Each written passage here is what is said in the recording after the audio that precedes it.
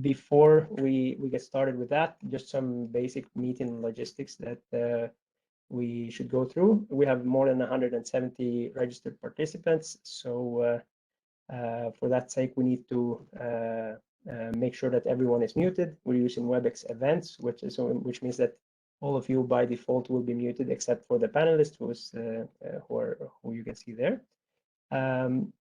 The fact that you're muted doesn't mean that you can't ask questions. Actually, we encourage you to ask as many questions as you get, but those you need to ask in the Q&A box, Q&A chat box that you should see on the lower right corner of your screen. There's a Q&A box and there's also a chat box. The chat is more individual, sent to individual persons, to the panelists. The Q&A box is just for any questions. So please write your questions in the Q&A box if you have any, and just write them as they come along. The presentation is usually between 30 and 45 minutes. The allocated time is 1 hour because we have the last 10 to 15 minutes we generally have with Q&A, where the panelist is going to be answering some of your questions. And very important that the meeting will be recorded and will be shared after we're done with the webinar. We will be sharing this on LinkedIn, on YouTube, and also on Whitson Academy. For those of you that are subscribers of Whitson Academy, then you'll have it available there, as I mentioned. Just for those that are not familiar with what Whitson Academy is, it's basically a web-based platform that you can access through academy.whitson.com. It's a subscription service where you get basically live virtual courses, live webinars like this one, and also on-demand pre-made courses so that you can go and watch for specific topics. A lot of how-to videos also, for example, how to QC an equation of state model, how to QC a PVT report, and things of that nature. Different topics would include mainly stuff within our specialty, which is PVT and phase behavior, gas EOR, and gas condensate reservoirs. We also have flow assurance topics, production engineering topics, and very soon also coming some carbon capture, CCUS topics as well. And the level of the courses will range depending on the course specifically. Some courses are for beginners and some others are more for the experts. Okay. If you're wondering about any of our public courses, those can be accessed by going to whitson.com/training, and you can just register directly there. And our upcoming webinars, you can see in this list, where the next one is by Radar Bratwold on the 4th of May. The recording for the webinar, by the way, for this webinar can also, or for any previous webinars, can also be accessed at whitson.com/training. So if you're interested in that, just go there. Okay, so now to the fun part. Let's introduce Christian Morgansen. If you've been at ABIPEC or read some papers around in the latest years, you probably very likely have heard of Christian. He is at the moment working with ADNOC from Abu Dhabi. He's a senior specialist, at least that's your title, Christian, a senior specialist in reservoir engineering, and working for the Tamama Subsurface Excellence Division. Christian started his career basically at Marsh, and then more recently, in the last few years, he's been working for ADNOC, and he's a chemical engineer from DTU, where some of the PVT freaks out there would know Mikkelsen is the University of Mikkelsen, and actually we were discussing yesterday about that Christian did his PhD also at DTU, and he's been in some courses with Mikkelsen himself. With that, I'll just give the floor to you, Christian. Looking forward to your presentation. I'll just make you a presenter here. You should be off to the races. Thank you very much, Mohammed, and thank you for inviting me. And Ramadan Mubarak. Thank you very much. There you go. So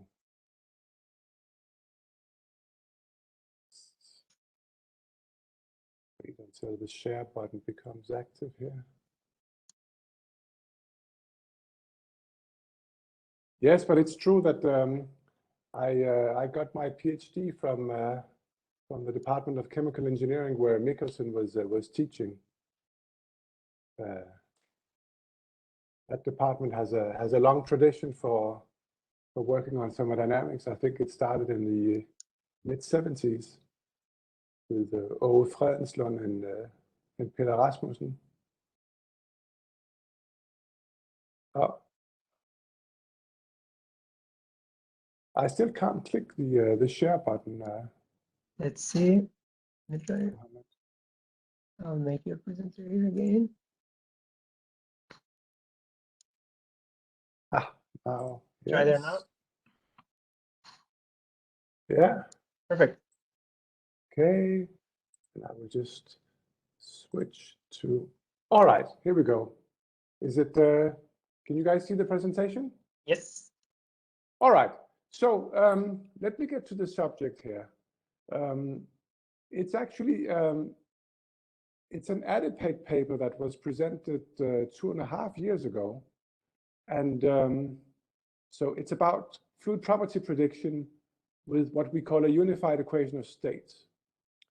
And so it's a couple of years old, but I've had the opportunity to look back on the work and see what could have been done differently. So I'm going to share my view on that as well. Okay, so the objective here is to build what we call an integrated capacity model. So you can, what is that? ICM is integrated asset models put together. So all the pipelines, all the surface hydraulics, all the wells, all the way to the oil terminals and the gas processing. That's the ICM model in a nutshell. So that's a pretty big creature. And the good thing about ADNOC's reservoir portfolio is that it's concentrated within one country basically. So the individual fields are a couple of 100 kilometers apart, but it's still manageable. Okay, so the goal here has nothing to do with PVT. It's about having a tool that can estimate current and future network capacity. So just to complicate matters a bit, some of these assets have different ownership or shareholders. So it's not so simple to compensate for shutdowns in one area with excess production in another area. You have to coordinate this because it affects individual shareholders differently. Okay, and then once you have this model, you can run a number of scenarios, and one of them could be optimize production of particular chemical components. When optimize could be maximize or it could be minimize. A minimization could be reduce the CO2, not footprint, but the CO2 content of the total mixture.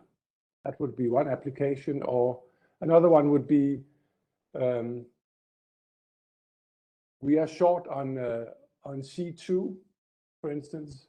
What can we do to maximize this within the coming months, for instance? So to do all this, you need to track the fluid properties, the compositions of all the gas and liquid streams in the network. So it's pretty clear that we need a compositional framework for all this. So the first complicating factor is that the software selected for the network modeling could only handle a single equation of state formulation. So you cannot blend different fluid descriptions. There are other softwares that can, but this one cannot. And this was not within my power to decide. This was just a given. Okay, so I want to touch a little bit on the overall workflow here. So you need to digitize a lot of data that serves as input for this model, this ICM model.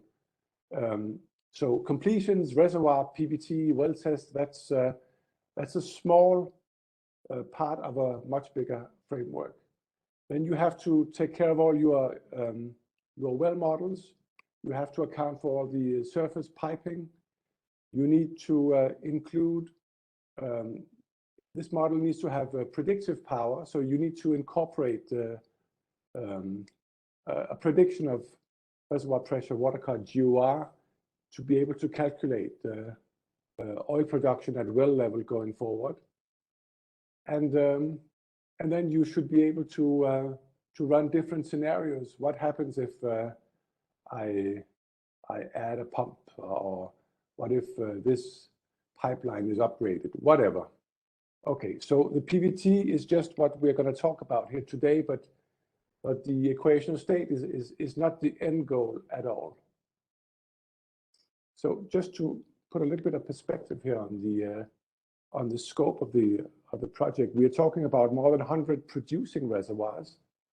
We have 200 that are not currently producing, where we have data, and we are planning to hook up some of these reservoirs in the future.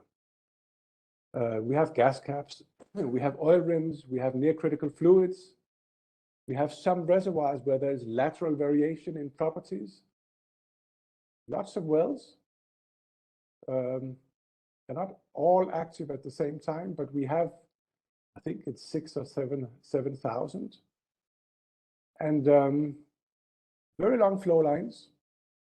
Some of these fields are, I think, 2,500 square kilometers. And then just to add to a little bit of complexity, some of these wells will share flow lines, so you will have tie-in points. So a lot of fluid mixing taking place. And then, of course, we have re-injection of miscible gas that breaks through as well. So a lot of exciting things to deal with here. So what is the fluids portfolio? Well, we are blessed with medium to light oils, essentially. Anything below 30, we call it heavy, but a Canadian would just laugh. You know, we have nothing seriously heavy. The highest viscosity we have is around 2 centipoise, I think, at reservoir conditions. So it's pretty light stuff. We have volatile oils, and we have rich gas condensates, and we have very lean gases as well. So this doesn't mean that the reservoir, that the saturation pressure is constant or anything. In fact, it varies quite a lot from actually down from 150 psi all the way up to 6,000–7,000 for some of the lean gases. Typical GOR range is 100 up to 1,500 scuffs per barrel max. So interestingly, when you plot the Whitson K factor, it turns out that all the fluids, they fall into the paraffinic group. And we do believe that these fluids, they all originate from, if not the same kitchen, then at least maximum 2 kitchens that you know, are located deep below. So that original fluid pool has then migrated up to the various reservoirs, and that could possibly explain why all the fluids are paraffinic in nature. Okay, in terms of composition, we have CO2 content up to 10%. Most of it is 5 or less.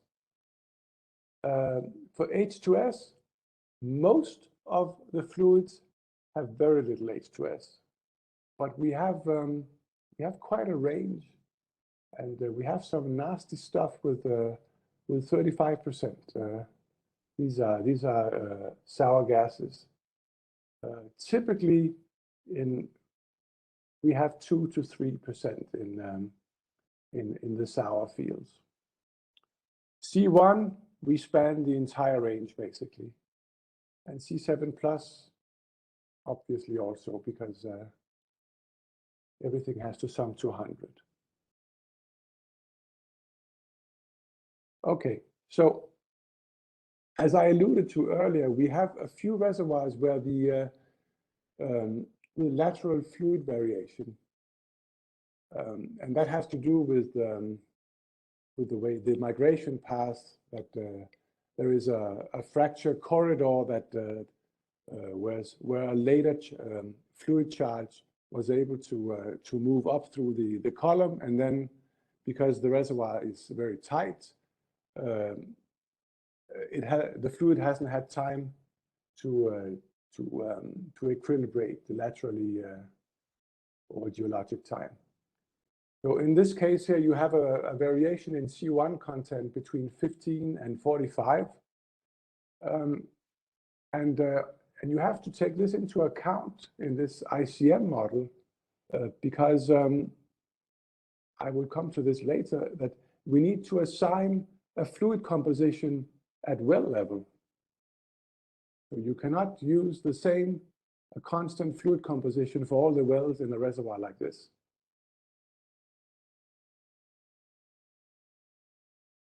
Okay, so then let's move into the fluid selection. So when I started this work here, I was trying to put together a PBT database in parallel. I'm happy to discuss later how this was done. But at the time that we developed this equation of state, X was equal to 1,200 fluids. This is how much we had, and I thought I was done basically. In retrospect, I can see that I was 60% done.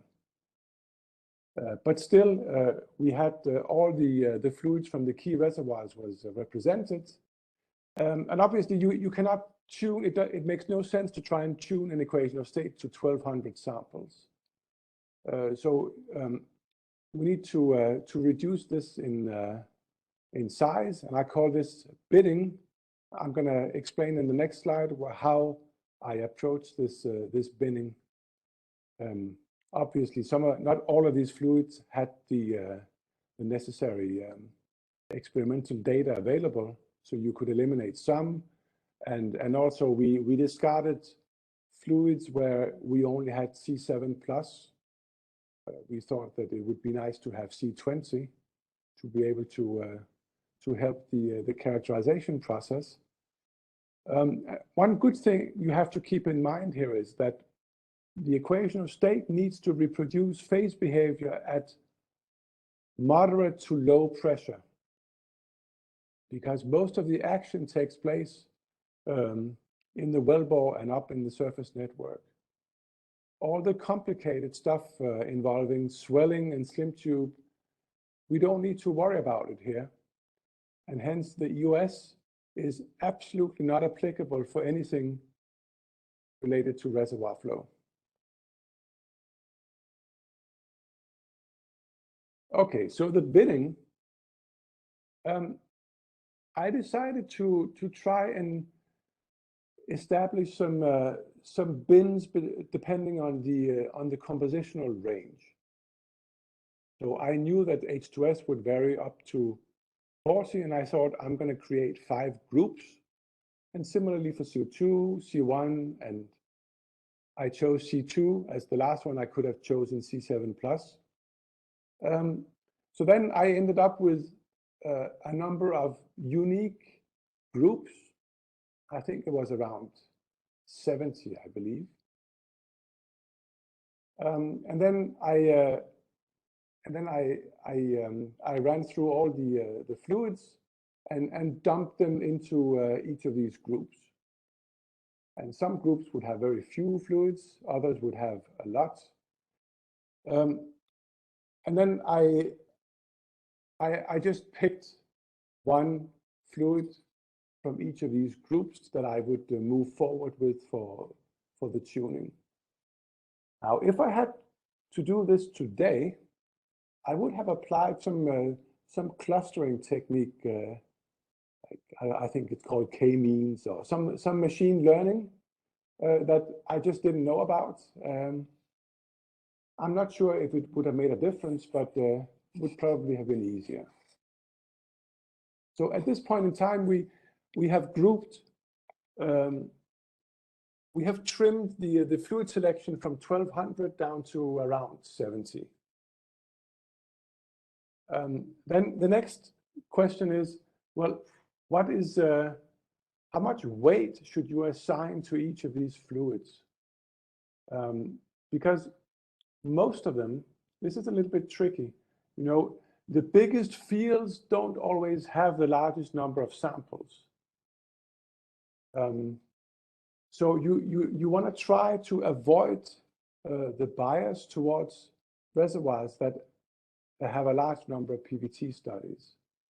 You want to make sure that you cover the entire range, but keep in mind that we are going to blend a lot of fluids together at surface, and you want to make sure that you can reproduce the key features from the big hitters. You know, we have ADNOC is producing a little more than 3 million barrels per day, and one of the fields is producing 1 million. Another one is producing 50,000, which where I come from is a lot, but in ADNOC it's not very much. So you know, I juggled different needs to figure out how much weight I should assign to particular samples. I only did one trial, so who knows if the outcome would have been different. You never know. So in terms of experimental data, obviously PSAT. I also got the density from both the DV and the CCE, but the key emphasis was on the separator tests. Make sure that we reproduce BO, GUR, and the dead oil density and the gas gravity. So then came the next question: how many components? So since we were dealing with downstream folks, they insisted on you know, keep retaining all the defined components up to C6. And then I thought, well, then since I only have one equation of states, I need to lump the C7 plus into some pseudocomponents. I chose 4 because I have a reservoir engineering background, and I thought, oh, maybe the CPU time matters here. If I had to do it today, I would have picked a lot more pseudocomponents. I would have picked 6 or 8 just to have enough. As it turns out, CPU time is really a minor thing. So, you know, in reservoir simulation, you are dealing with literally billions of PT flashes. So even though a PT flash takes maybe half a microsecond, or no, half a millisecond probably, it all adds up. But in this ICM model, I haven't counted, but I would imagine that maybe we deal with a couple of 100,000 flashes at most. So the CPU time for the flash really doesn't matter. So in that sense, we could have worked with more components, but 15 turned out to be a reasonable number, I think. Okay, and then the tuning was you know, very straightforward, adjusting critical temperature, pressure, eccentric factor of the plus fraction. Very straightforward. For the volume translation, I decided to use a temperature-dependent variant because the reservoir temperature is varied between 130 up to 300 Fahrenheit. So I thought it would be helpful to do that. For viscosity, I actually tuned just the critical volume. The LBC, it didn't make a big difference. And the binaries, I didn't touch them. So, how did the EOS model do? Well, here, if you look at the simulated versus actual saturation pressure on the left, we are covering a fairly large range up to more than 4,000, from 500 up to 4,000 psi. And surprisingly, the match is pretty good, I think. 3% is not bad at all. The GOR varies with 5%, but I will show you in a minute that we have a way around this. So it's good to have a decent GOR match, but we will manage the GOR during the well modeling in a minute. You will see what I mean. Density at surface. The plot looks horrible, but it's because the y-axis scale is from 0.75 to 0.85 roughly, and actually we were within 1%, and the BO was also pretty spot on. The viscosity, on the other hand, not so impressive, but bear in mind that if this was a reservoir viscosity, then obviously you would be off by 15% on average on the pressure drop in the reservoir. But here we are dealing with flow just in the hydraulics part. And it makes absolutely no difference whether the viscosity is 0.5 or 0.55 or 0.6. The friction factor as a function of Reynolds number is pretty much constant at these conditions. So I didn't worry at all about this. I'm going to show it, but 15% average deviation, so what? So what? Okay, so now we implement the equation of state at well level. So it's the same EOS description, but it's a different fluid composition. And the fluid composition that we provide initially, I call it the anchoring fluid. So first, what we do is we simulate the separator test, calculate a GOR, and then we compare this GOR to the well test GOR. So let's imagine that the simulated GOR is 500 scoff per barrel, and then the well test will give you 600. Then what? Then we, as part of the flash calculation, we adjust the recombination ratio between the flashed gas and the flashed dead oil. We recombine until we reach the GOR of the test GOR, basically. So that means that we are adjusting the fluid composition on well basis to match the well test GOR. Obviously, these well tests have to be validated separately to make sure that we weed out erroneous data. Okay, so with this approach, we always match the latest well test. So the GOR at field level is always matched.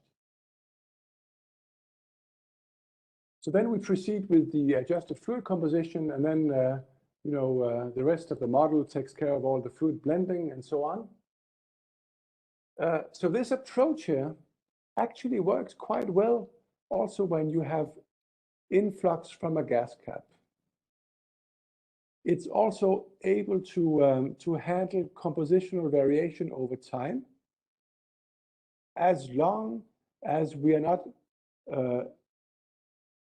dealing with CO2 breakthrough. So this recombination works really well for the hydrocarbon components. If you have if you have variation in CO2 or H2S laterally, you need to be really careful that you assign the right initial anchoring composition. Okay, but since we have all the data available, we did a kriging algorithm we did our best to assign a reasonable fluid composition initially, and then the GUR adjustment was often very minor. So in retrospect, and this is not part of the paper, I thought, well, let's imagine for one field comprising 4 reservoirs, we have a number of measurements of the saturation pressure, but what about all the other wells? How does the model predict PSAT when we specify the GUR at well level? There has to be, there has to be a trend here, and so the trend is not spot on, but it's actually pretty good. So the full circles are the measured data, and then the other ones are calculated. So, oh, I can see there was a question, but I can't see the chat box at the moment. So please, maybe I will just wrap up the presentation, and then I can see the questions if that's all right with you. I only have 2 slides left. Yeah, we'll do the Q&A after you're done there, Chris. Cool. Okay. So just to be clear, the measured and calculated data don't relate to the same well, not necessarily.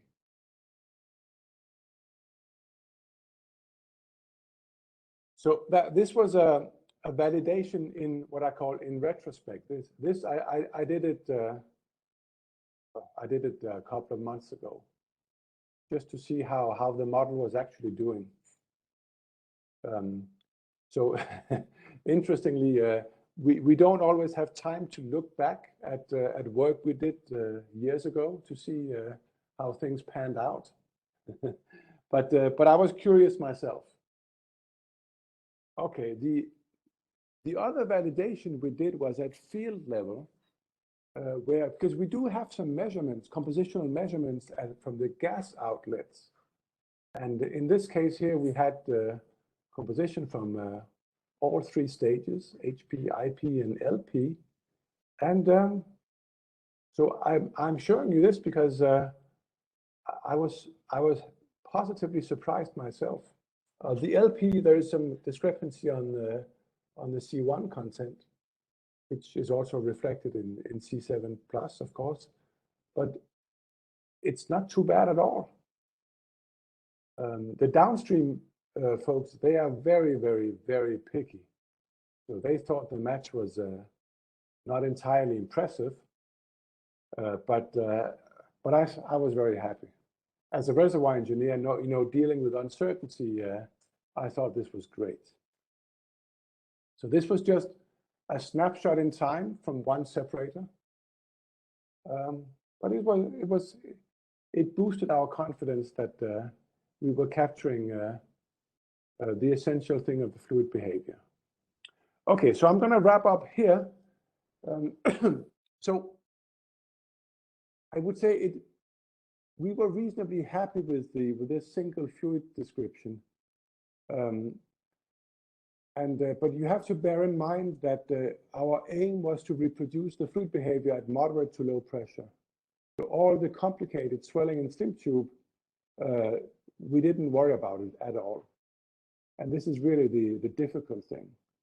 So the EOS model should absolutely not be used for reservoir simulation studies. One complicating factor here is that you have to supply a fluid composition as at well level, what we call an anchoring fluid. So if you have lateral variation, then, you know, work it out. Work it out. And even if you have composition changes versus depth, it's fine, because the recombination workflow in Prosper takes care of that. And you will always match the GOR that you see in the well test. And I think that that step is really crucial. That helped the EOS a lot. So there's always room for improvement. And so I said that we could only handle one EOS formulation. It's not entirely true. We have fluid streams that don't mix. So we could have selected an EOS for each of these separate fluid streams. I think we have 5 or so. But that was always a stage 2. And it turns out that, you know, I think it's a second order effect. It's a lot more complicated to keep all the well models up to date and to handle all the production upsets. There are different things that play a bigger role. And the goal of ICM here is to give a country level direction. The aim is not to try and reproduce well behavior for each well, basically. We have different models for that. So as a strategic tool, I think we fulfilled the ambition with this unified equation of states. So I'm going to end here and take some questions. Thank you very much, Christian. We have a lot of questions, and see some people are sending the questions directly to the panelists, and some are writing in the Q&A box. So feel free to. The better is to add them in the Q&A box. But I've gathered the questions here, Christian, and we can get started with the. Maybe if I unshare my the presentation, I will be able to see all the questions. What do you prefer? No, it's okay. You can because you might want to use the slides to reply to some questions. That's okay. Fair enough. Okay, yeah. Sure. So the first, just start with the more general questions. Like there's a lot of more detailed ones, but let's start with the general ones. So what particular business cases were you able to solve with this model, and if you saw any impact, if it was impactful compared to the past? Yeah, good question. So we have a whole string of ADIPEC papers on ICM. I think there are about 10, and so I'm not involved in ICM myself, but one scenario I remember was you know, there's a lot of focus on the CO2 footprint, and then the question from top management came. Well, can we, if we still need to meet our production targets, can we reduce the overall concentration of CO2 in the entire mix? What difference does it make? So that was one case. I mean, in terms of dollar value, there was none. But that was a case that that management was interested in. Also, we have a lot of sour gas reservoirs. And in fact, it's not a secret that we will be developing even more, and this will affect the sulfur price in the future. Okay, we have so much sour gas that we are going to it's going to affect sulfur. So obviously, one concern is how much are we going to produce? Can we handle all this, or should we do something else about it? Should we re-inject it somewhere? So that's another case. The dollar value came when we had unforeseen production upsets that could not be compensated within the same asset. So normally you would have an integrated asset model that would look at this, and then you would act very quickly. Here, we were able to identify assets somewhere else that could increase production on a very short notice to compensate for this shortfall. So this is real value, because this production shortfall could not have been, we were not able to catch up otherwise. So I heard the value of $150 million in realized gains last year. That's a number that seems to stick. It's not always easy to assign a dollar value here, but bits and pieces. And you have to bear in mind that this is an HQ strategic tool, and we use it to I was going to say confront the assets. That's the wrong word, but to engage with the assets. If we identify what we think is an opportunity, we will throw it at them and say, hey, have you looked at it? What do you think? So that's the kind of non-tangible value that we typically get out. I hope that answers your question. It's very good.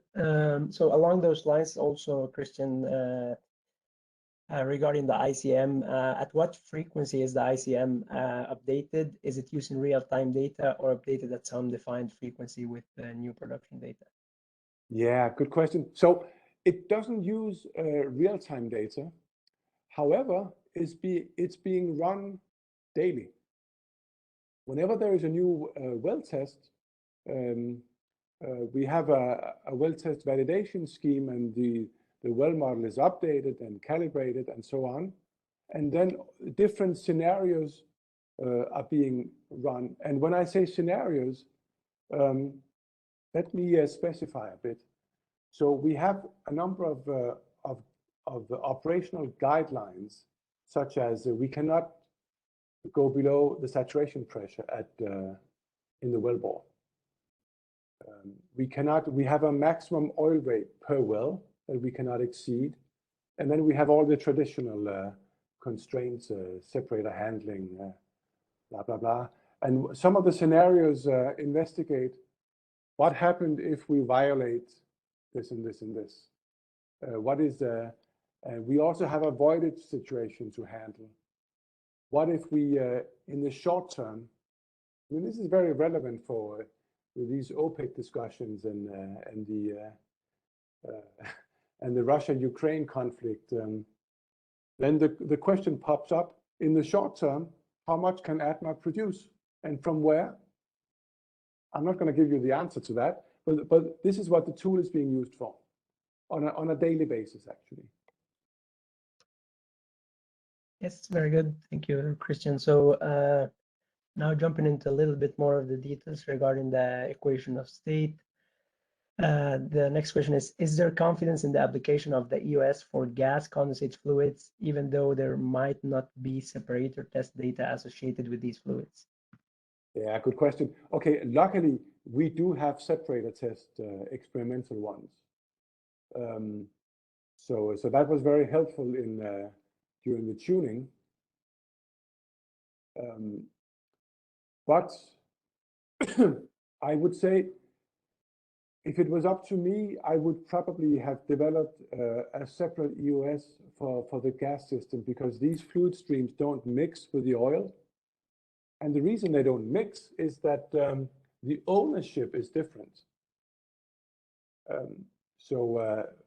But at the time when we developed this, we were a little bit in a rush, as always.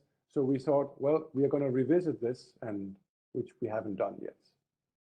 But yeah, I would definitely build a dedicated EOS to the gas condensate. Yes, I'd do that. Very good. And the next question also regarding the EOS, you mentioned that your equation state should not be used for reservoir simulation, as it was based on surface tests for a large number of reservoirs. Do you have any comments on trying to actually develop a single equation of state describing both the reservoir and surface conditions? Did you try that? Yes. Or, yeah. Yes, I can.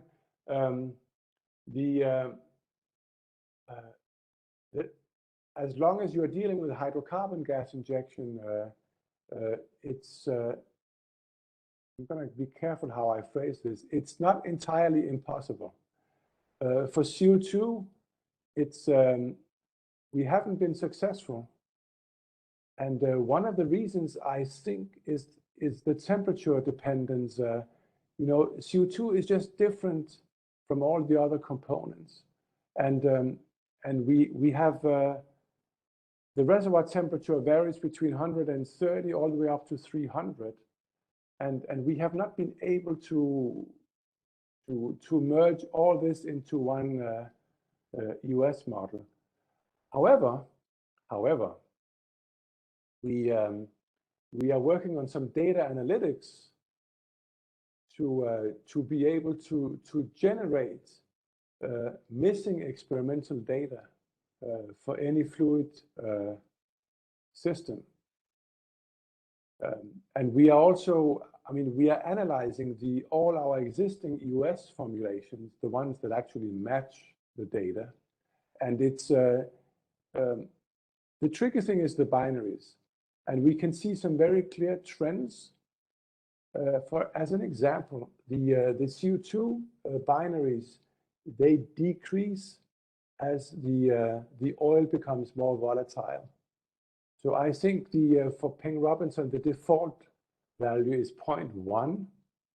And I see quite consistently that, that this binary has to be reduced to maybe 0.06 or 0.05 when we're dealing with more volatile oils. So I don't know how that jives with other people's experience. But we cannot, it's not possible, I believe, to have one equation of state that works for everything. And it's not needed either.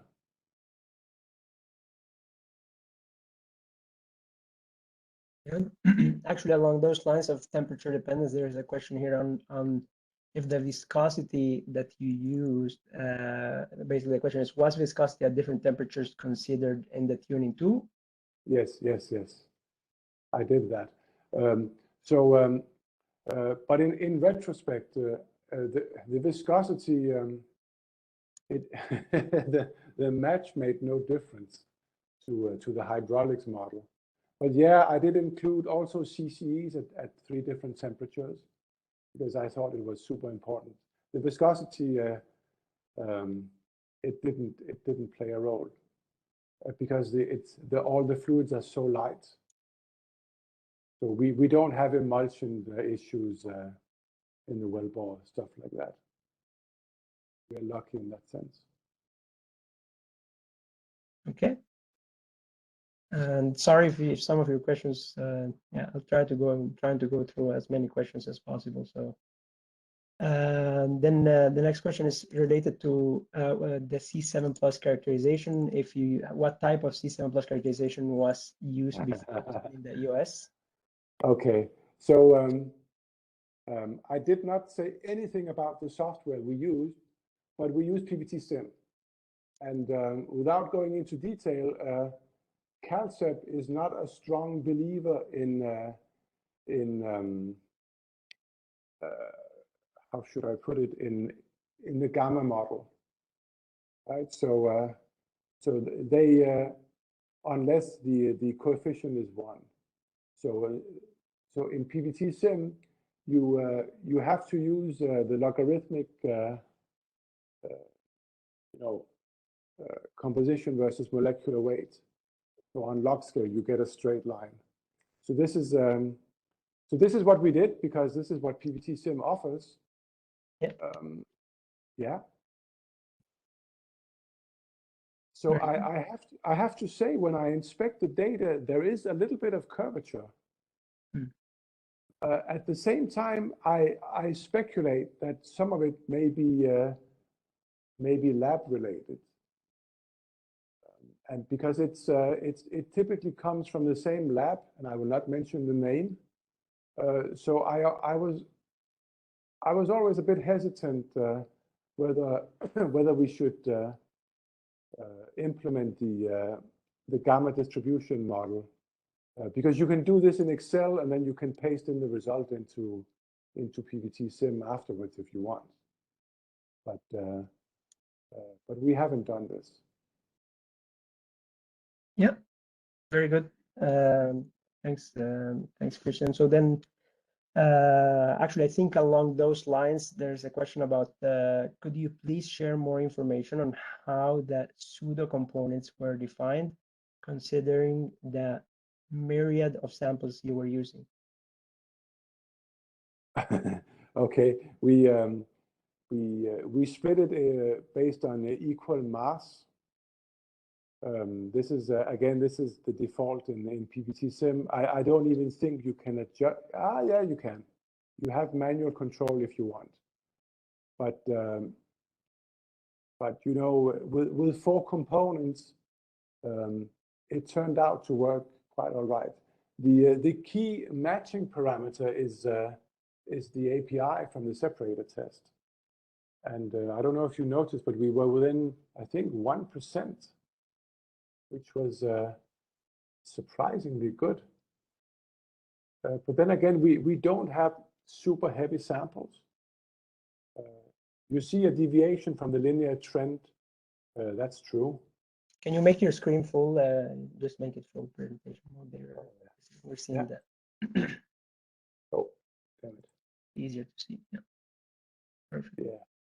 So I mean, I think we were lucky with having a lot of errors that cancel each other out. Also because we, you know, when you blend 500 fluids together in one acid, you know, maybe maybe some well-leveled discrepancies. Maybe you can ignore them. And also this recombination workflow in Prosper, it takes care of a lot of issues as well. So I wouldn't say that it's just because the EOS is fantastic, but it does its job, you know. For this application, I think it's actually good enough. Also, I'm personally biased here. Yeah. Very good, Christian. So actually, it's there's I have a couple of questions related to that, and there's just so many questions. We will definitely not be able to go through all of them. You know, I have more time, Mohammed. Yeah, if we run over, it's fine with me. Yeah, that's good as well. So let's see here. So that was yeah. So did you check if the deviation in surface oil density was correlated with Whitson characterization factor? No, I didn't. I'll write that down as an idea. I never thought about that. Yeah.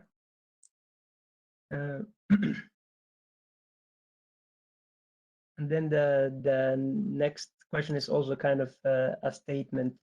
It seems is if using the GOR correction in Prosper,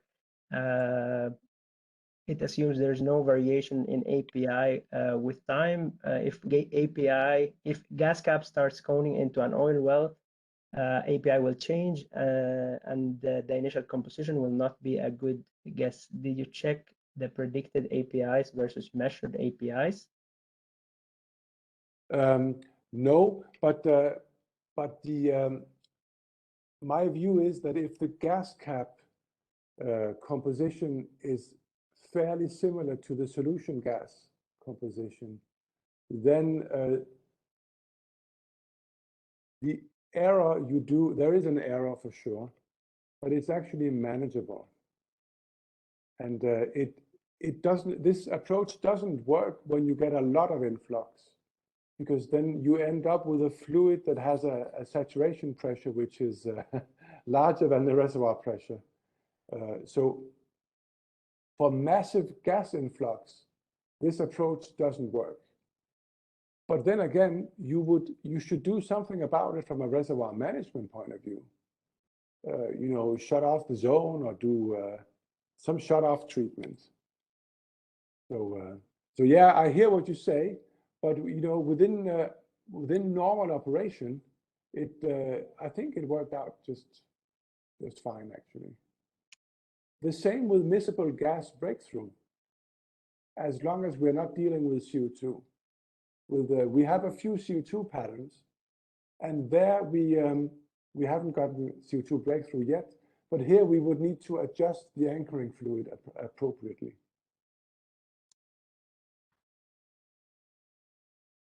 That's perfect. Thanks, Christian. And there's a question about slides 9 and 10. Maybe you can go to those about how to choose the groups on any basis there. Yeah. So why you chose that criteria? I guess that's the question.